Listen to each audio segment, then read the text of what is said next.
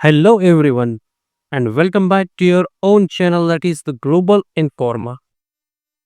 Ours is the democratic channel because it's for the people and of the people. This is a harrowing story of Uruguayan Air Force Flight number 571, which had crashed into Andes Mountains on October 13, 1972.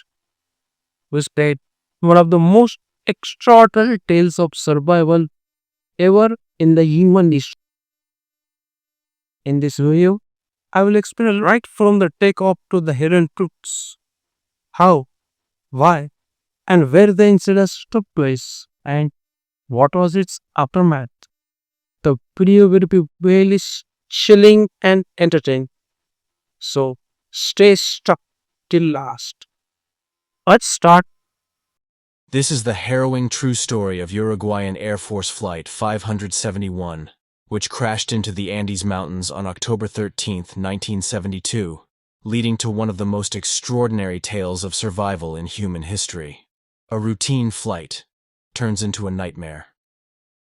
On October 12, 1972, at 8:05 a.m., Uruguayan Air Force Flight 571 took off from Carrasco International Airport in Montevideo, Uruguay, bound for Santiago, Chile. On board were 40 passengers and 5 crew members.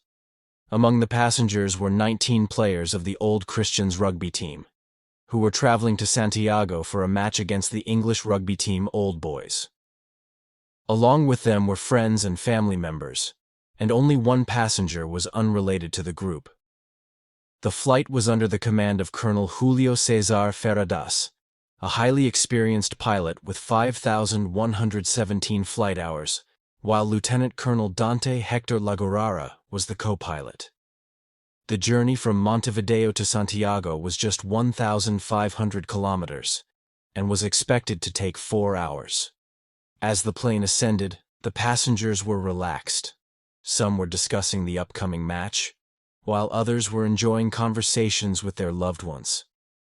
No one had any idea that this short flight would become the longest and most horrifying journey of their lives, and for some, their last.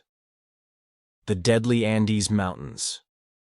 To reach Santiago, the plane had to pass over the Andes Mountains, one of the highest and most treacherous mountain ranges in the world. As the aircraft entered Argentine airspace, the weather took a sudden turn for the worse. A violent snowstorm began, causing low visibility and strong turbulence. The crew decided it was too dangerous to continue, so they landed at Mendoza Airport, Argentina, to wait for the weather to clear. After spending an entire day on the ground, the storm finally cleared on October 13th, and at 2:18 p.m., the aircraft took off again. The plane climbed to 18,000 feet, navigating through thick clouds and turbulent winds. At this point, pilot Ferradas handed over control to co-pilot Lagurara for training purposes. A fatal mistake, as Lagurara had no experience flying in such difficult terrain. Due to a navigation error and lack of radar coverage, the crew misjudged their location, believing they had already crossed the Andes and were close to Curicó, Chile. In reality, they were still 70 kilometers east, flying directly into the mountains. Without realizing their true position, Lagurara began descending, expecting a smooth landing in Chile. Santiago Air Traffic Control, also unaware of the plane's actual location, approved the descent, sealing the passenger's fate. As the aircraft dropped altitude, it suddenly entered violent air currents. The plane began shaking uncontrollably, and passengers, who initially took it lightly, soon realized they were in grave danger. The aircraft was now dangerously close to the towering mountain peaks. Inside the cabin, panic set in. Passengers screamed and prayed, but within seconds, the right wing struck a mountain ridge, tearing off completely. The tail section was the next to break away, sucking several passengers out into the freezing void, where they instantly perished upon impact with the icy terrain.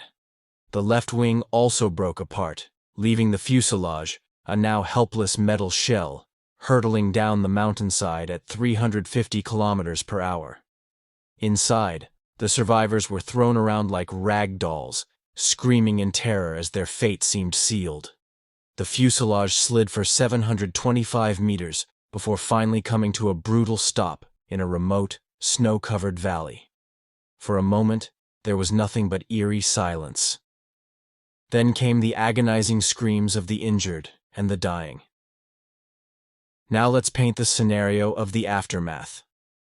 A struggle for survival.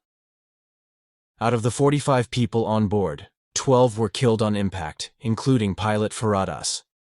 The 33 survivors were left badly injured, stranded at 3,600 meters, 11,800 feet, in one of the harshest environments on Earth. Some had broken limbs, others had deep lacerations, and several had severe internal injuries. Among them were 2 medical students, who did their best to provide first aid. Co-pilot Lagorara was so severely injured that he begged the others to end his suffering by shooting him with his own pistol. But no one could bring themselves to do it. He died in excruciating pain hours later. With no sign of rescue, the survivors huddled together for warmth in the remains of the fuselage, sealing off the opening with luggage and debris. But their nightmare was just beginning. No rescue, no hope. Unbeknownst to them, search and rescue teams were already deployed. 4 aircraft scoured the Andes on the first day, but due to the plane's white color blending with the snow, they found nothing. On the second day, 11 more aircraft from Argentina, Chile, and Uruguay joined the search. Some even flew directly over the crash site, but failed to spot the survivors. Desperate, the survivors wrote SOS on the snow using lipstick from the women's luggage and waved reflective objects whenever a plane flew over. Nothing worked. After 8 days, rescue efforts were officially called off. Authorities assumed everyone was dead. For the survivors, this news, heard over a makeshift radio, was devastating. They realized no one was coming for them. The ultimate survival test, cannibalism. The freezing temperatures reached minus 30 degrees Celsius, minus 22 degrees Fahrenheit at night. Food was running out. At first, they survived on small amounts of chocolate, jam, dry fruit, and wine. But by the 8th day, everything was gone. Desperation set in. With no animals, no vegetation, and no food, they were faced with an unthinkable choice. Either die of starvation or eat the flesh of the dead. At first, no one could stomach the idea. But as hunger turned into agony, they reluctantly made a pact to consume the bodies of their deceased friends in order to survive. It was the ultimate test of human will. Then came the most relief time for few passengers. Escape and rescue.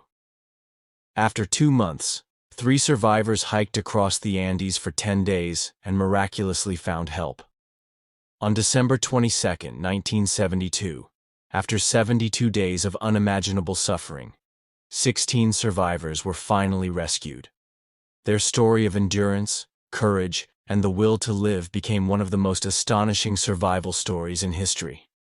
Today, their journey is remembered as the Andes flight disaster, a testament to the power of the human spirit in the face of impossible odds. All from this video, I know you all are equally stunned by this astonishing coincidence as I am.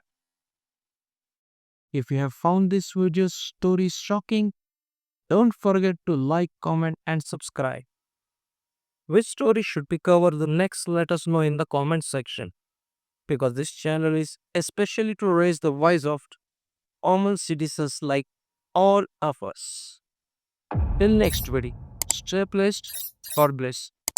Thank you.